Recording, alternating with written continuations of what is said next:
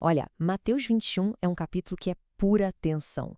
A gente começa com uma grande celebração nas ruas de Jerusalém e termina com um confronto direto, um bate-boca que praticamente sela o destino de Jesus. Vamos mergulhar em como essa escalada de tensão aconteceu, passo a passo, e entender por que cada um desses eventos foi uma pecinha fundamental nesse quebra-cabeça do conflito final. E tudo, mas tudo mesmo, começa com essa pergunta aí. Quando Jesus entra em Jerusalém, causa um alvoroço, um verdadeiro tumulto. E a pergunta que ecoa pela cidade inteira é exatamente essa. Mas afinal, quem é esse homem? A resposta que cada um vai dar para essa pergunta é o que vai definir os lados da batalha para tudo que vem pela frente. A primeira cena que a gente vê é a chegada do rei.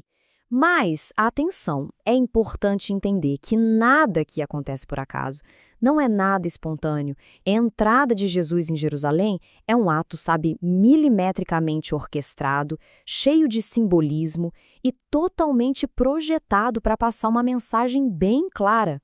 E que mensagem é essa, então? A chave está justamente nessa citação. Essa entrada cumpre uma profecia muito antiga sobre a chegada do rei de Sião. Mas o detalhe faz toda a diferença. Ele vem manso e montado numa jumenta, não num cavalo de guerra imponente. Ou seja, é a chegada de um rei, com certeza, mas um rei de paz, e não um general vindo para conquista militar. E como é que esse plano tão grandioso se concretiza?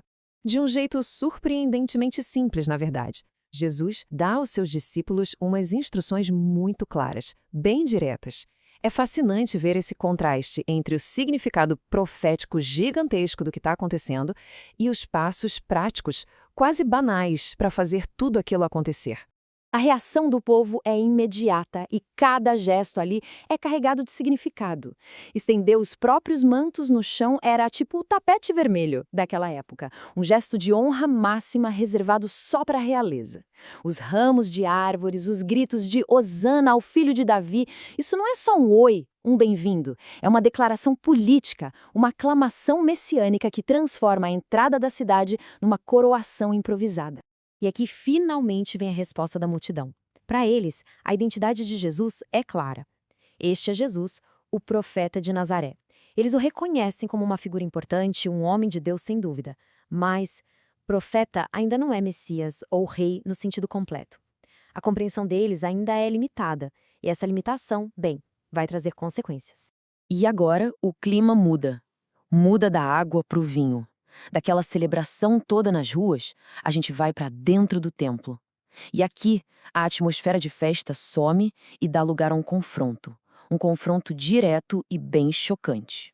A ação de Jesus aqui é pura força. Ele não senta para conversar, ele age. Ele sai expulsando os comerciantes, vira as mesas dos cambistas, que eram os caras que trocavam as moedas romanas pela moeda do templo, geralmente com um lucro absurdo. Ele derruba as cadeiras de quem vendia pombas para os sacrifícios, muitas vezes por preços superinflacionados para explorar os mais pobres. É uma interrupção física dramática naquele sistema todo que tinha se instalado ali no pátio sagrado. E o porquê dessa atitude tão drástica fica claro nesse contraste aqui. Jesus justifica o que fez citando as próprias Escrituras. O templo deveria ser uma casa de oração, um lugar de conexão com Deus. No entanto, ele disse que eles transformaram aquele lugar sagrado num covil de ladrões, um lugar de exploração, de ganância. O contraste é gritante, não é? A elite religiosa, claro, fica indignada, não só com a bagunça, mas com as crianças que continuavam a aclamar Jesus dentro do próprio templo. E a resposta de Jesus para eles é simplesmente genial. Ele usa outra escritura, do Salmo 8, para mostrar que aquele louvor puro, inocente das crianças, na verdade, estava cumprindo uma profecia. Basicamente, ele valida tudo o que estava acontecendo usando o livro deles. No dia seguinte, saindo da cidade, a caminho de Betânia, acontece outro evento muito poderoso. Dessa vez, não é um confronto com pessoas, mas um ato simbólico fortíssimo envolvendo uma figueira, que serve como uma espécie de parábola viva. A cena parece bem simples, né? Jesus está com fome, vê de longe uma figueira toda bonita, cheia de folhas verdes, o que era um sinal de que teria figos. Mas quando ele chega perto, nada. Só folhas. Era só aparência. A promessa de fruto era uma ilusão, a realidade era de completa esterilidade. E aqui que está o pulo do gato. A figueira não é só uma árvore. Ela é um símbolo poderoso. Ela representa a nação de Israel e principalmente a sua liderança religiosa, que exibia toda aquela aparência de piedade, as folhas, mas não tinha nenhum fruto espiritual de verdade. A maldição da árvore, então, é um juízo simbólico sobre essa hipocrisia. Mas, como era típico dele, Jesus transforma esse ato de julgamento numa lição para os seus discípulos. O poder que secou a figueira, ele explica está acessível a eles também. Como? Através de uma fé que não duvida. A lição muda de foco, sai do juízo e vai direto para o poder da fé na oração. Com a purificação do templo e a lição da figueira como pano de fundo, a panela de pressão finalmente explode. Os líderes religiosos percebem que não dá mais para ignorar e decidem que chegou a hora de confrontar Jesus diretamente, questionando a base de tudo o que ele fazia. E essa aqui é a pergunta central de todo o confronto. Perceba que eles não discutem se o que Jesus fez foi certo ou errado. Eles vão direto na fonte. Com que autoridade você faz isso? Quem te deu esse direito? É um desafio direto, um checkmate à identidade e à missão dele. A resposta de Jesus é uma obra-prima da estratégia. Em vez de responder, ele devolve com outra pergunta, sobre o batismo de João. E aí eles os colocam numa sinuca de bico, uma armadilha perfeita. Qualquer resposta que eles dessem ia colocá-los numa situação ruim, ou com Jesus ou com a multidão. Simplesmente não havia saída segura.